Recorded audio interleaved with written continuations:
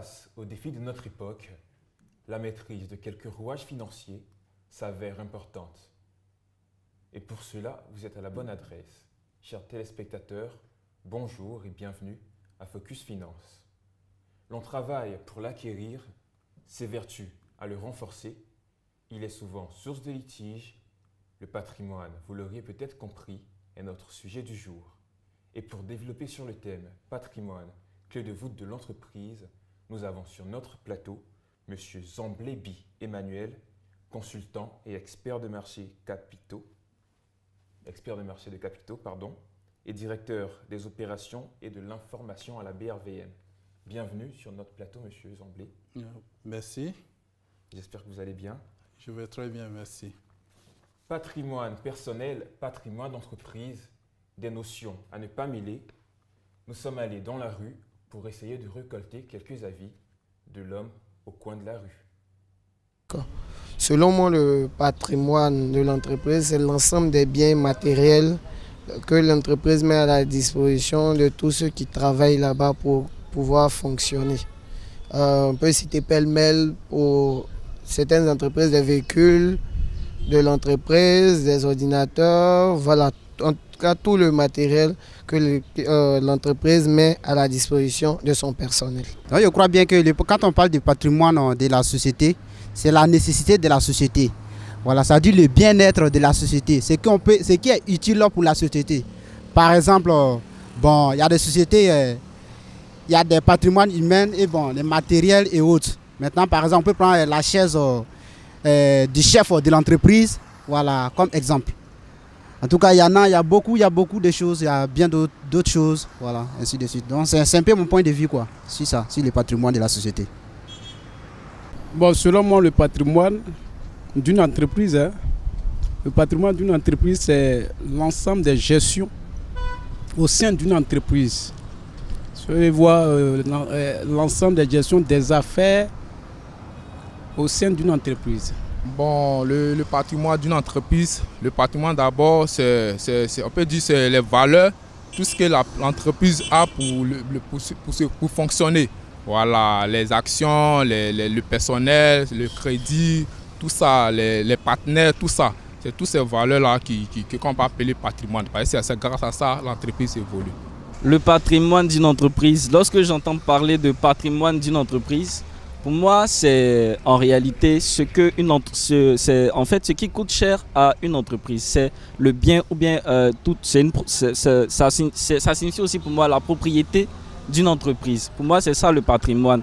Voilà, un peu comme c'est tout comme le patrimoine d'un pays, le patrimoine d'une autre identité. Donc pour moi, en réalité, le patrimoine d'une entreprise, c'est ce qui coûte cher en réalité à cette entreprise-là. Voilà. Pour moi, voici un peu ce que ça signifie. Voici un peu quelques approches définitionnelles que je peux donner. Pour moi, le patrimoine d'une entreprise, c'est l'ensemble des biens et des dettes, c'est-à-dire tout ce dont l'entreprise dispose et puis qui sont utiles pour son fonctionnement.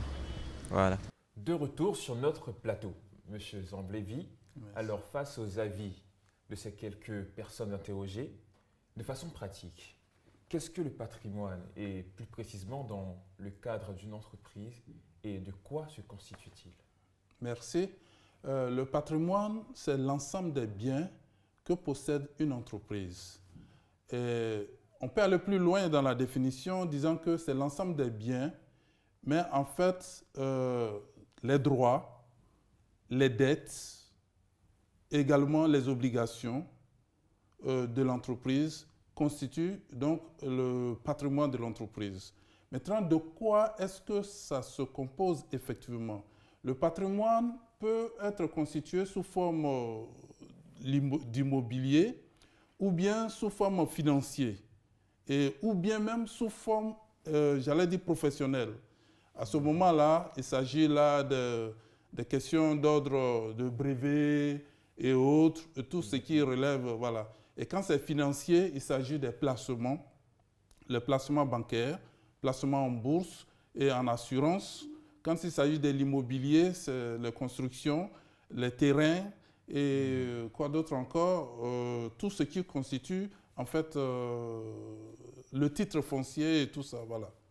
Voilà, et particulièrement, Est-ce qu'en fonction du statut juridique d'une entreprise, le patrimoine peut-il évoluer? La nature du patrimoine peut-elle changer? Non, le statut juridique de l'entreprise n'influence pas sur le type de patrimoine que possède l'entreprise. Le statut juridique lui donnera donc certains droits, certains avantages et inconvénients. Voilà. Donc, ce n'est pas parce que vous êtes une société de personnes que vous n'allez pas posséder, par exemple, des bâtiments, que vous n'allez pas posséder des actions en bourse, que vous n'allez pas posséder des terrains et tout cela. Le statut juridique n'a vraiment pas grand-chose à voir avec le type de patrimoine. D'accord, vous avez parlé tout à l'heure d'inconvénients. Quel inconvénient peut-on citer par rapport au statut juridique au niveau du patrimoine? Oui, si vous êtes par exemple une société de personnes, ça veut dire que vous vous muez donc à l'entreprise en fait. Et si vous vous muez à l'entreprise, si cette entreprise a des problèmes, vous aussi vous aurez des problèmes en tant qu'individu. Donc il faut alors réussir à dissocier. Dans une société de capital, par exemple les sociétés anonymes, vous allez voir que la situation est différente. Parce que là, votre patrimoine se différencie du patrimoine de l'entreprise. Alors dans ce cas, quelle méthode utiliser pour la gestion efficiente du patrimoine? Non, en ce qui concerne les méthodes, il faut d'abord voir comment est-ce que... D'abord, ceux qui sont les spécialistes dans le domaine, ce sont les gestionnaires de patrimoine. Okay? Et ceux-là vont étudier et voir quelle est la valeur de votre patrimoine et quel est le type de patrimoine, comment investir, quelle est la décision de gestion qu'il faut donc adopter pour que votre patrimoine vous soit rentable, parce qu'au final, c'est d'accroître en fait la valeur. Donc la méthode que j'allais dire, c'est cette méthode-là qui conduit à accroître donc la valeur de votre patrimoine, qui conduit donc à accroître la valeur marchande de votre patrimoine. Donc il n'existe pas de méthode fixe, de méthode A plus B égale à C? Il n'existe pas de méthode fixe. C'est une méthode qui est adaptée, j'allais dire, à l'entreprise. Voilà. Ce qui est adapté à l'entreprise. D'accord. Donc, qui parle de biens parle évidemment d'impôts. Surtout dans le cadre de l'entreprise. Oui. Et à quel moment donc intervient la fiscalité dans la gestion du patrimoine? Oui, la fiscalité intervient, j'allais dire, à deux niveaux. Il y a d'abord sur les biens en question, sur le patrimoine en question, et puis sur le revenu du patrimoine aussi. Voilà. Par exemple, si vous avez acquis, par exemple, des titres immobiliers, bon, il y a les impôts que vous payez chaque année. Et si vous avez mis votre immobilier en location, il y a des impôts que vous payez sur cela. Donc, ça fait, il y a le revenu. Il en est de même également pour les titres financiers. Lorsque, par exemple, vous êtes actionnaire ou bien obligataire, vous subissez des impôts, mais ces impôts-là sont appelés les IRVM, c'est-à-dire impôts sur les revenus, voilà, des valeurs mobilières, voilà, que vous payez aussi. Donc l'impôt s'applique à deux niveaux, sur le patrimoine lui-même et également sur le revenu du patrimoine. Et au niveau des mutations, par exemple, qui dit mutation parle évidemment de changement ou accroissement ou diminution du patrimoine. À ce niveau, ça intervient bien les biens, la fiscalité. Exactement, oui, également. D'accord. Et fiscalité, on se réfère aussi aux taxes, bien évidemment. Bien sûr. Est-ce que, je me demande personnellement, est-ce que la trop forte implication de l'appareil fiscal ne constitue pas un frein pour les entreprises? Bien évidemment. Les taxes, les impôts constituent une charge pour l'entreprise. Et quand c'est trop fort, je crois qu'on ne contribue pas à l'épanouissement des entreprises. Et donc, c'est un facteur, j'allais dire, qui constitue effectivement un frein au développement des entreprises. D'accord. Et donc, un frein aussi à l'investissement, C'est bien ça. Un frein à l'investissement. Un frein à l'investissement, lorsqu'on accroît l'impôt, effectivement, parce que pourquoi investit-on? On investit pour avoir un retour sur investissement. Le retour sur investissement vous permet de voir que votre investissement a été profitable ou pas. Alors, si le taux d'imposition est trop élevé, ça décourage donc l'investissement. Vous allez constater que dans certains pays où le taux d'imposition est élevé, on a tendance à fuir, les investisseurs ont tendance à fuir ces pays au profit des pays qui font souvent des taux, j'allais dire, attractifs. Voilà, on a des exemples ici en Afrique. Et donc, M. Zamblé, vis-à-vis de ce constat de l'appareil fiscal, quelle stratégie adopter dans un contexte où l'on se trouve dans un pays où le taux d'imposition fiscale est élevé, alors que le marché présente de réelles opportunités en termes de consommation, d'investissement? Oui, lorsque on est dans un tel contexte, ce qu'on peut faire en tant que gestionnaire d'entreprise, c'est de tout de même profiter de l'occasion, de cette opportunité d'investissement en investissant là. Mais ce qui est souvent fait, c'est que lorsqu'on investit, on a une société, une holding qui se trouve positionnée dans un pays où le taux d'imposition est vraiment attractif. Alors, ce qui est souvent fait, c'est que vous opérez et les comptes sont consolidés au niveau de cette holding. OK. Donc, finalement, ce qui se passe, c'est là-bas que l'imposition se fera. Et la plupart des sociétés qui sont à l'international, c'est comme ça qu'elles évoluent. D'accord. Et quel pays peut-on citer, par exemple, pour... Bon, en Afrique, ici, par exemple, vous avez juste à côté de nous le Togo, qui est un pays où, par exemple, le taux d'imposition est quand même acceptable. Vous avez... Les gens vont souvent à Dubaï aussi. Il y a beaucoup de sociétés qui sont installées là-bas et qui, effectivement, font le travail, qui consolident font consolider le compte de leur filiale là-bas. Et est-ce que c'est formel, ce genre de pratique? Il y a aussi... Oui, c'est formel puisque ça se fait. C'est formel. Mais il y a une autre pratique, ça, ce n'est pas du tout formel. Je veux dire, ce n'est pas... Licite.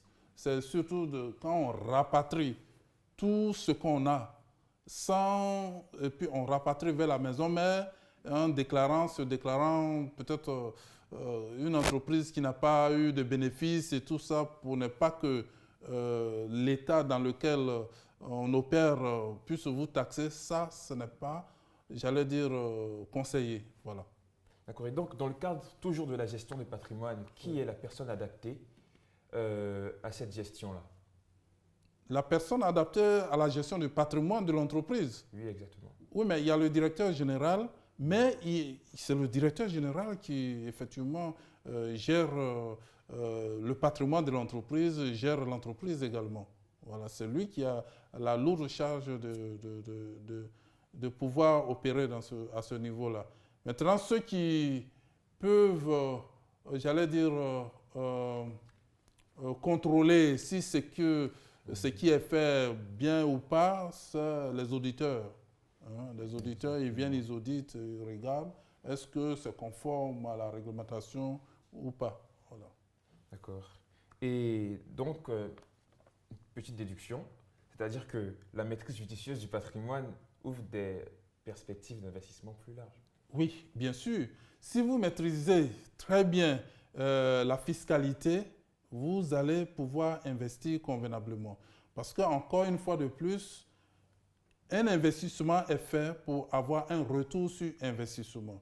Et si le retour est happé par les impôts et les taxes, il y a un problème. Donc, il faut savoir comment gérer cet aspect, surtout la fiscalité. Voilà. Et donc, il serait quand même bien d'avoir un fiscaliste comme gestionnaire de patrimoine?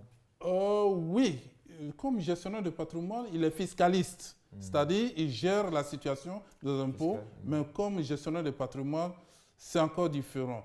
Parce que le gestionnaire de patrimoine, il est celui-là qui, en fait, travaille, qui coordonne l'activité au niveau des placements financiers, au niveau des placements des investissements, en termes d'immobilier, qui coordonne tout ce qui est même, j'allais dire, la question de succession et tout ça.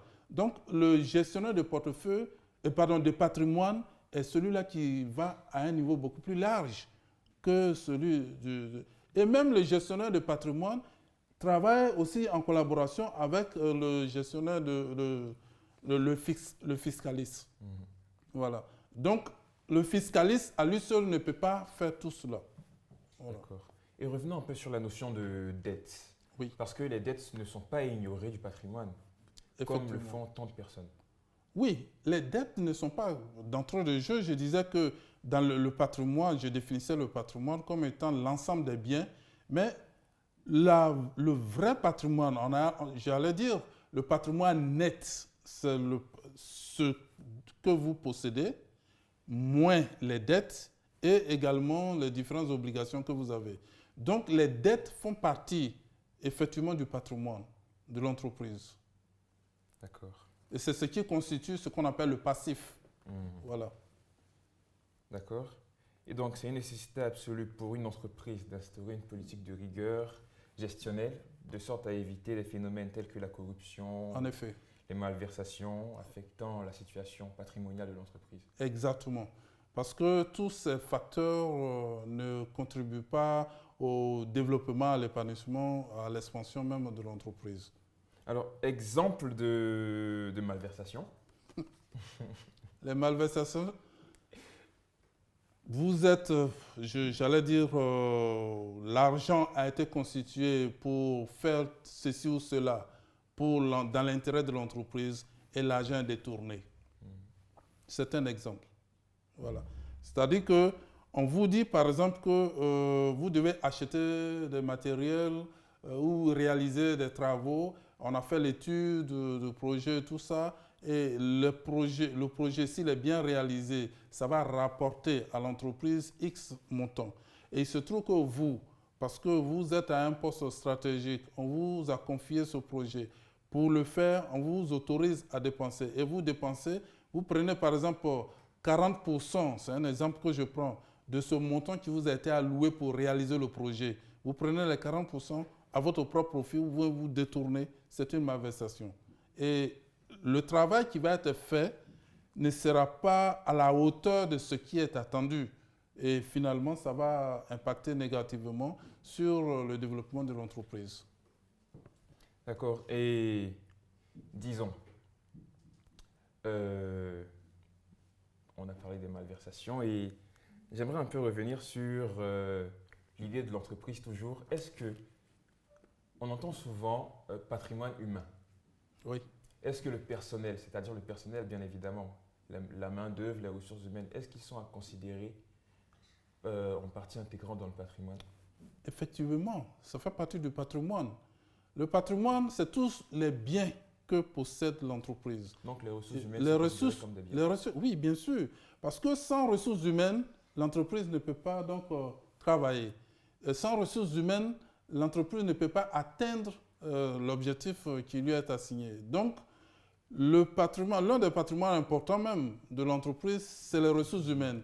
Et une bonne gestion des ressources humaines pourra permettre à l'entreprise de se hisser à un autre niveau. Voilà. Monsieur, nous entendons souvent parler de patrimoine humain. Alors, quelle est la place réelle des ressources humaines dans le patrimoine? Les ressources humaines occupent une place prépondérante dans le patrimoine d'une entreprise. Parce que sans ressources humaines, on ne peut pas opérer. Sans ressources humaines, on ne peut pas atteindre les objectifs.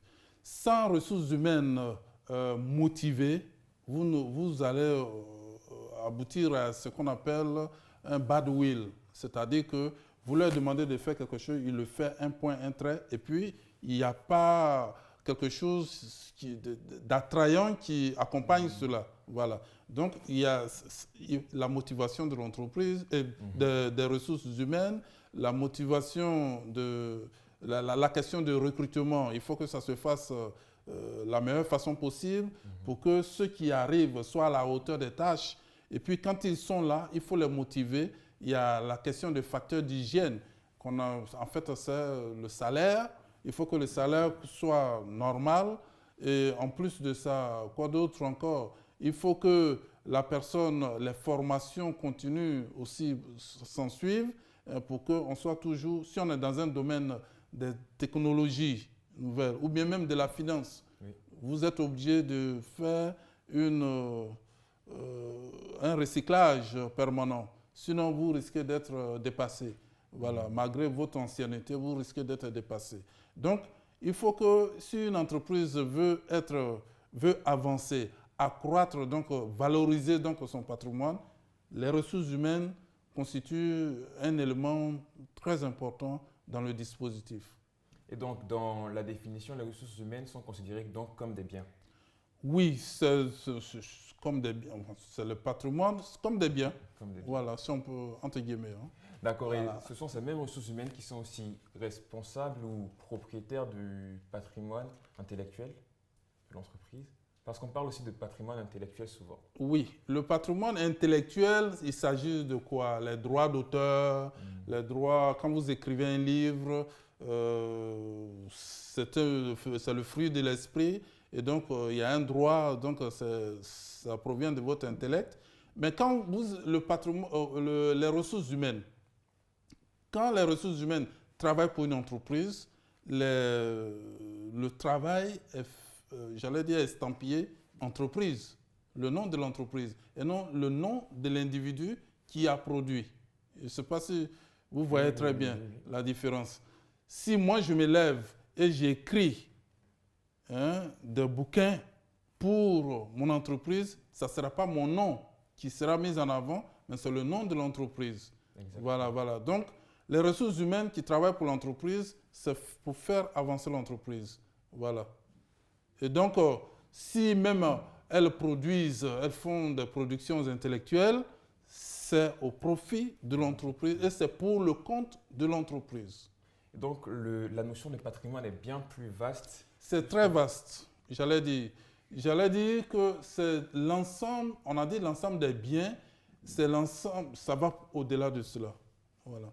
D'accord, un petit exemple. C'est en fait, on peut dire, c'est l'ensemble des actifs, pour être plus complet, l'ensemble des actifs de l'entreprise. On peut même entrer dans les détails si vous voulez.